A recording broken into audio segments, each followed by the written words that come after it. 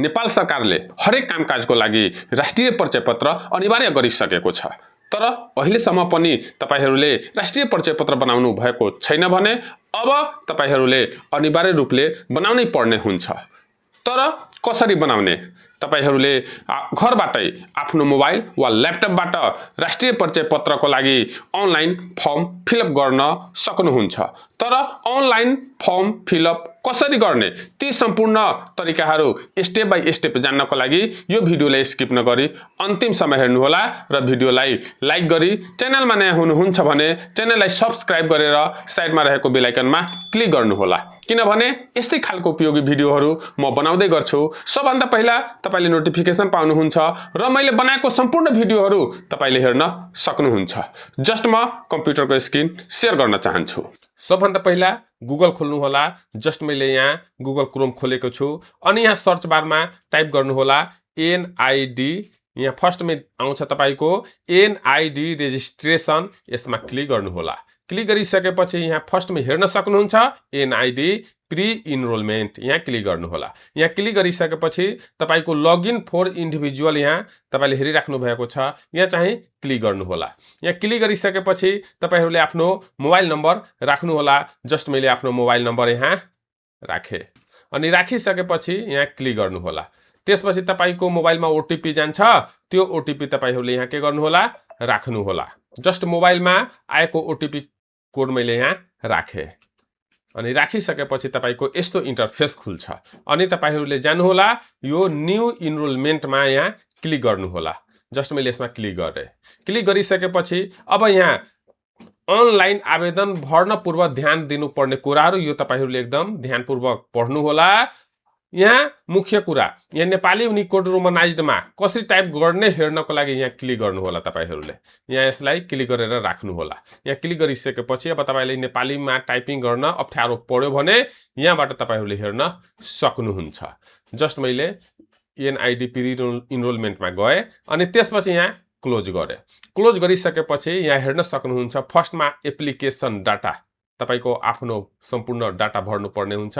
त्यसपछि contact details, त्यसपछि family details, त्यसपछि एपोइन्टमेन्ट, लास्टमा यहाँ प्रिभ्यू दिएको छ। अब यो भर्नु होला। यहाँ लेख्नु होला तपाईको पहिलो नाम, यो तपाईको नेपालीमा यहाँ आफै लेखिन्छ, रोमनाइज्ड गरेको छ। बीचको नाम, थर, जन्म मिति यहाँ लेख्नुहुन्छ भने इङ्ग्लिसमा आफै आउँछ। जन्मस्थान, नागरिकताको किसिम, जारी जिल्ला यहाँ गर्नु होला अनि यतातिर ठ्याक्कै त्यसको इङ्ग्लिसमा गर्नु होला। त्यसपछि यहाँ एडिसनल इन्फर्मेसन दिएको छ। लिङ्ग, अब तपाईको लिङ्ग कुन हो, मेल हो भने मेल, फिमेल हो भने फिमेल लेख्नु होला, जे हुन्छ त्यो लेख्नु होला। त्यसपछि वैवाहिक स्थिति के हो, अब म्यारिड हो भने म्यारिड लेख्नु होला, अनम्यारिड हो भने अनम्यारिड लेख्नु होला। अब जे छ डिभोर्स छ कि विडोअर छ, के छ त्यो तपाईहरूले यहाँ लेख्नु होला। अब तपाईको पितृत्वको स्थिति नोन छ कि अननोन छ, नोन छ भने नोनै राख्नु होला। शैक्षिक योग्यता कति छ त्यो तपाईहरूले यहाँ के गर्नु होला, लेख्नु होला। त्यसपछि व्यवसाय, कुन व्यवसाय तपाईले गर्नुहुन्छ त्यो व्यवसाय लेख्नु होला। त्यसपछि यहाँ जात जाति दिएको छ, कुन जात जातिको हुनुहुन्छ त्यो जात जाति यहाँबाट छान्नु होला।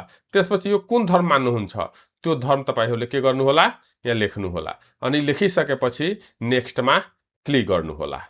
जस्ट मैले भरेर नेक्स्टमा क्लिक गरे।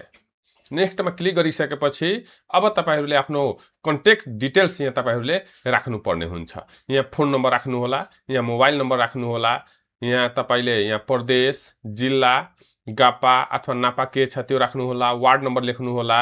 यहाँ तपाईको गाउँ टोल दिएको छ, यहाँ भिलेज टोल दिएको छ, यो तपाईहरूले लेख्नु होला। त्यसपछि copy permanent address to temporary address, यदि तपाईको पर्मानेन्ट एड्रेस र अहिले बस्ने उमेर सेम छ भने यहाँ कपीमा क्लिक गर्नु होला। कपीमा क्लिक गरिसकेपछि यहाँ सेम आफै लेखिएर आउँछ। यदि फरक छ, मानौ तपाईको घर अब रौतहट जिल्लामा छ, अहिले काठमाडौँमा बसिराख्नु भएको छ भने त्यो टेम्पोररी एड्रेस यहाँ काठमाडौँको राख्न सक्नुहुन्छ। जस्ट मैले यहाँ राख्दैछु। जस्ट मैले कन्ट्याक्ट डिटेल्स राखेर नेक्स्टमा क्लिक गरे। त्यसपछि अब तपाईहरूले आफ्नो फ्यामिली डिटेल्स यहाँ राख्नु होला। अब फादर्स डिटेल्स यहाँ लेख्नु होला। पहिलो नेम, फर्स्ट नेम, बीचको नेम यो, त्यसपछि थर्ड, इङ्ग्लिसमा यो लास्ट नेम, नागरिकता प्रमाणपत्र नम्बर, यदि राष्ट्रिय परिचय पत्र नम्बर छ भने राष्ट्रिय परिचय पत्र नम्बर लेख्नु होला। त्यसपछि राष्ट्रियता यहाँ लेख्नु होला। अब सेम छ तपाईको फादर्स पर्मानेन्ट एड्रेस, यदि सेम छ भने यहाँ सेममा क्लिक गर्नु होला, यदि फरक छ भने फरक लेख्नु होला। त्यसपछि मदर्सको यहाँ लेख्नु होला, पहिलो नाम, बीचको नाम, थर्ड, नागरिकता, प्रमाणपत्र नम्बर, राष्ट्रियता, यो सबै इङ्ग्लिस र नेपाली दुईटैमा लेख्नु होला। यदि मदर्स पर्मानेन्ट एड्रेस अहिले सेम छ भने सेमै यहाँ राख्नु होला। त्यसपछि यो ग्रेन्ड फादर्स डिटेल्स यहाँ लेख्नु होला, तपाईहरूले हजुरबुवाको डिटेल्स लेख्नु होला। त्यसपछि यो ग्रेन्ड मदर्सको डिटेल्स यहाँ लेख्नु होला। यो त्यसपछि यहाँ स्पाउस डिटेल्स दिएको छ, यो स्पाउस डिटेल्स भने पति छ भने पत्नीको, पत्नी छ भने पतिको, यहाँ तपाईहरूले यो डिटेल्स यहाँ राख्नु होला। त्यसपछि यहाँ स्पाउस पर्मानेन्ट एड्रेस, अब पति वा पत्नीको तपाईको पर्मानेन्ट एड्रेस सेम छ भने यो सेम राख्नु होला, फरक छ भने यहाँ फरक लेख्नु होला। टेम्पोररी अहिले जन्म स्थानभन्दा अर्कै ठाउँमा बसिरहेको छ भने त्यो लेख्न सक्नुहुन्छ। यदि सेम छ भने यहाँ सेम यहाँ क्लिक गर्नु होला यसमा। त्यसपछि यो गार्जियन डिटेल्स, यदि गार्जियन डिटेल्स यहाँ दिएको छ, यो चाहिँ नाबालक छ भने त्यसको लागि गार्जियन डिटेल्स यहाँ लेख्नु पर्ने हुन्छ। तर जो बालिग छ उसलाई यो गार्जियनको डिटेल्स र यो गार्जियन्सको पर्मानेन्ट एड्रेस आवश्यकता छैन। यति गरिसकेपछि तपाईहरूले नेक्स्टमा क्लिक गर्नु होला। अनि तपाईहरूले यो हेर्नु होला, जहाँ जहाँ यो रेड स्टार रहेको छ त्यो म्यान्डेटरी छ, अनिवार्य रूपले त्यो भर्नै पर्छ। जहाँ तपाईको यो रेड स्टार छैन त्यो नभरे पनि हुन्छ। जस्ट मैले यहाँ भर्न गइराखेको छु। जस्ट मैले फ्यामिली डिटेल्स यहाँ भरिसकेपछि यहाँ नेक्स्टमा क्लिक गर्नु होला।